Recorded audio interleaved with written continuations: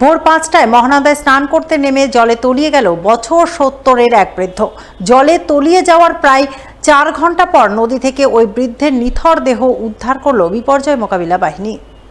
শনিবার এই ঘটনাকে কেন্দ্র করে জোর চাঞ্চল্য ছড়ালো পুরাতন মালদার শাহপুর অঞ্চলের ডোবপাড়া ঘাট এলাকায়। জানা গেছে, মৃত বৃদ্ধের নাম রতন রায়, বয়স 70 বছর, বাড়ি শাহপুর ছাতিয়ান মোড় সংলগ্ন ডোবপাড়া এলাকায়। তিনি প্রতিদিনের মতো শনিবার ভোরেও বাড়ি থেকে প্রায় 200 মিটার দূরে ডোবপাড়া মহানন্দা নদীর ঘাটে স্নান করতে নামেন। কিন্তু স্নান করতে নামা মাত্রই তিনি পা পিছলে গভীর জলে তলিয়ে যান বলে খবর। স্থানীয়রা এই দৃশ্য দেখে চিৎকার চেঁচামেচি শুরু করেন। খবর পেয়ে বৃদ্ধের পরিবারের লোকজনেরা ছুটে যান। প্রথমে নৌকা নামিয়ে শুরু হয় খোঁজাখুঁজি। এরপর খবর পেয়ে মালদা থানার পুলিশ এবং বিপর্যয় মোকাবিলা বাহিনী ঘটনাস্থলে ছুটে যায়।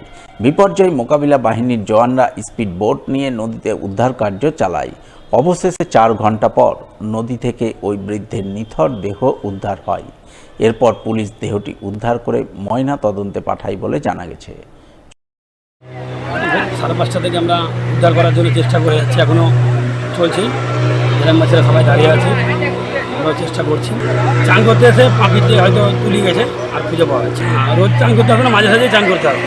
একটু ঘরে আসতো না, একটু বেলা করে আসতো, কিন্তু আজকে একটু ঘরে যেতে।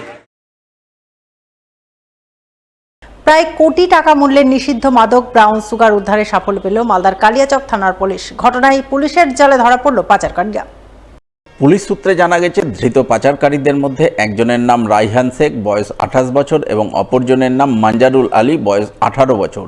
দুজনেরই বাড়ি মালদার কালিয়াচক থানা এলাকায়। শুক্রবার রাতে তারা কালিয়াচকের বালিয়াডাঙ্গা এলাকায় সন্দেহজনকভাবে ঘোরাঘুরি করছিল। ওই সময় বিশেষ সূত্রে খবর পেয়ে কালিয়াচক থানার পুলিশ বালিয়াডাঙ্গা এলাকায় অভিযান চালিয়ে তাদের পাকড়াও করে।